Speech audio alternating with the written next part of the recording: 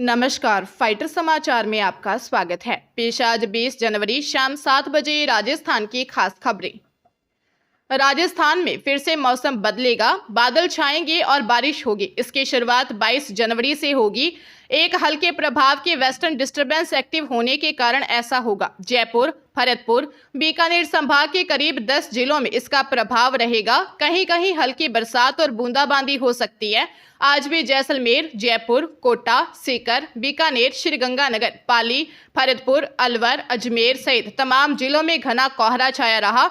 Visibility काफी कम होने के कारण सड़कों पर दौड़ती गाड़ियों की डेडलाइट जलती रही। उत्तर भारत पर एक्टिव हुए वेस्टर्न डिस्टर्बेंस के कारण उत्तरी हवा थम गई है। इससे राजस्थान समेत मैदानी राज्यों को कड़ाके की सर्दी से थोड़ी राहत मिली है। पिछले 24 घंटे के दौरान राज्य के अधिकांश हिस्सों में कल दिन भर मौसम शुष्क रहा और तेज धूप रही।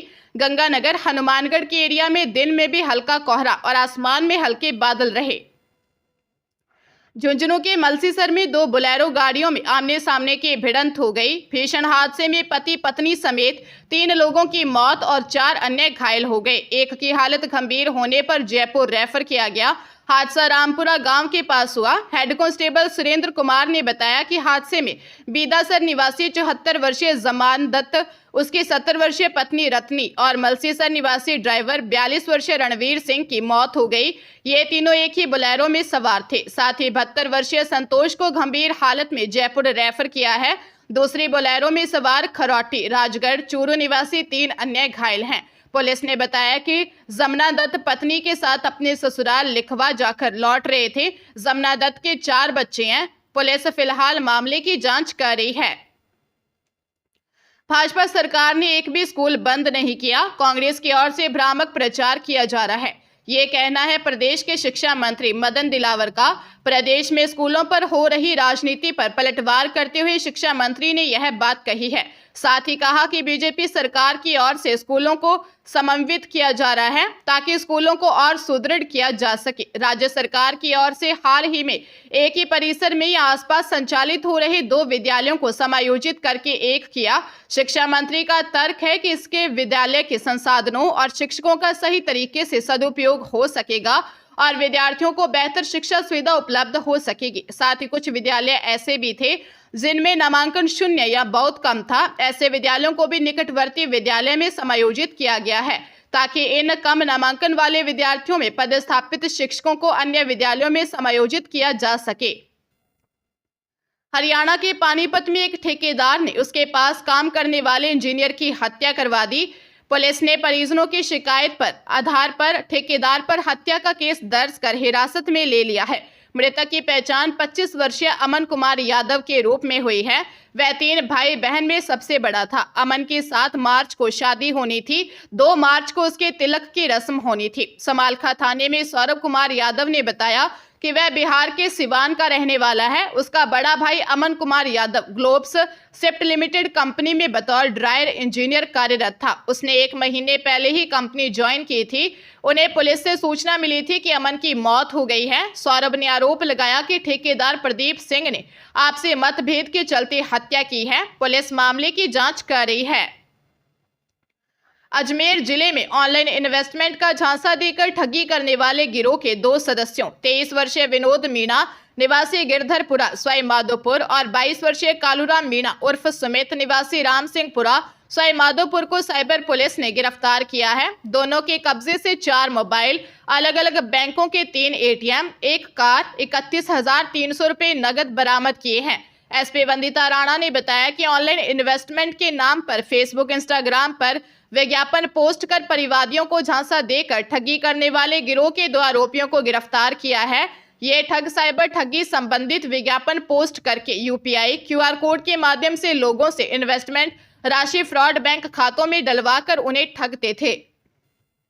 जोधपुर के जीत इंजीनियरिंग संस्थान द्वारा अपने ही कैंसर पीड़ित कर्मचारी और बाद में उनकी विधवा के खिलाफ बिना किसी आधार के लगातार केस चलाने के मामले में सख्त टिप्पणी करते हुए राजस्थान हाईकोर्ट ने याचिकाकर्ता संस्थान पर 25,000 का जुर्माना लगाया है। साथ ही कैंसर पीड़ित कर्मचारी के विधवा के पक्ष में फैसला सुनाते हुए कहा कि जो कैंसर से पीड़ित थे, केस का निपटारा होने की उम्मीद में ही उनकी जान चली गई, जबकि संस्थान ने बिना किसी आधार के लगातार मुकदमा चलाया। कोर्ट ने कहा कि गंभीर रूप से बीमार कर्मचारी और अब उनकी विधवा पत्नी के खिलाफ अड़ियल रवैया करुणा की कमी को दर्शाता है, जो सामाजिक मूल्यों को बनाए रखने के लिए विशेष रूप से बनाए गए एक शैक्षणिक संस्थान के लिए गंभीर है। एक शैक्षणिक संस्थान होने के नाते न केवल याचिकाकर्ता से एक आदर्श नियोक्ता होने की उम्मीद की जाती है। करौली साइबर थाना पुलिस ने ऑनलाइन होटल और रेस्टोरेंट के रिव्यू और रेटिंग के नाम पर 17,24,948 रुपए की ठगी करने वाले 2 आरोपियों को गिरफ्तार किया है। पीड़ित मनोज कुमार मीणा की शिकायत पर पुलिस ने कार्रवाई करते हुए एमपी के देवास जिले से दोनों को पकड़ा। गिरफ्तार आरोपियों में 24 वर्षीय संदीप राठौर निवासी साजापुर और शुभम चंडेल निवासी देवास शामिल हैं। आरोपी अपने मोबाइल फोन और बैंक खाते साइबर ठगों को उपलब्ध करवाते थे, जिनका उपयोग ऑनलाइन धोखाधड़ी के लिए किया जाता था। थानाधिकारी हरिराम के नेतृत्व में टीम आरोपियों से पूछताछ कर रही है और मामले की गहन जांच कर रही है।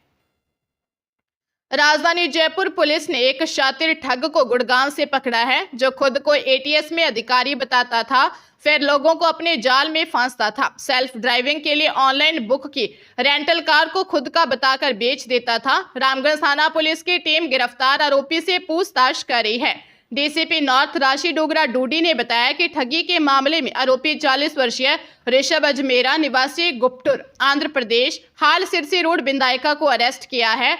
खाटगेट बाजार रामगंज निवासी 25 वर्षीय जावेद जोया के फेक डॉक्यूमेंट से रेंटल कार को बेचने की शिकायत रामगंज थाने में दर्ज करवाई थी। टीम ने मोबाइल लोकेशन के आधार पर गुड़गांव में दबिश देकर इफ्को चौक से आरोपी ऋषभ अजमेरा को पकड़ा है।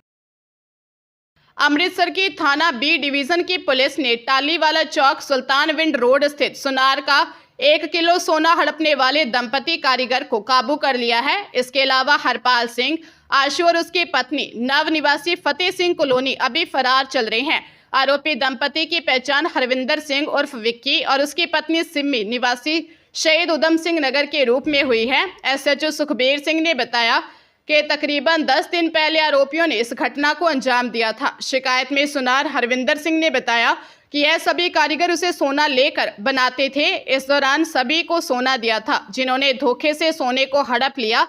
एसएचओ ने बताया कि आरोपी दंपति सहित 5 लोगों के खिलाफ केस दर्ज किया है। हरियाणा के जींद के जुलाना में ज्वेलर्स के मकान में चोरी करने के आरोपी को पुलिस ने गिरफ्तार किया है। आरोपी के कब्जे से 20 ग्राम सोने और 4 किलो 248 ग्राम चांदी के जेवर बरामद किए हैं। आरोपी की पहचान जींद की आनंद पर्वत कॉलोनी निवासी विक्रांत उर्फ बंटी के रूप में हुई है। जुलाना मंडी चौकी प्रभारी मोनिका देवी ने बताया कि 7 मई 2024 को दुर्गा मंदिर वाली गली निवासी प्रदीप ने बताया कि 6 मई को वह अपने मकान को सही ढंग से बंद करके परिवार सहित गुरुग्राम में शीतला माता मंदिर में पूजा के लिए गया था। अगले दिन उन्हें चोरी की सूचना मिली थी। घर पर आकर देखा कि मकान का मुख्य गेट तथा सभी कमरों के ताले तोड़कर चोर लाखों रुपयों के जेवरात तथा 6 लाख रुपए की नकदी चोरी कर ले गए। पुलिस ने करीब 7 महीने बाद आरोपी विक्रांत उर्फ बंटी को गिरफ्तार किया है। राजधानी जयपुर में दोस्ती कर एक नाबालिग से रेप का मामला सामने आया है। विरोध करने पर आरोपी ने शादी करने का वादा किया। शादी का झांसा देकर पिछले 4 साल तक धोखे में रखकर देह शोषण करता रहा। कानोता थाने में पीड़िता ने दी रिपोर्ट में बताया कि जनवरी 2020 में नाबालिग होने के दौरान उसकी बातचीत आरोपी अमित से हुई। दोनों में दोस्ती होने पर मिलने के बहाने बुलाकर आरोपी ने उसके साथ जबरदस्ती की। विरोध करने पर शादी का वादा कर दुष्कर्म किया।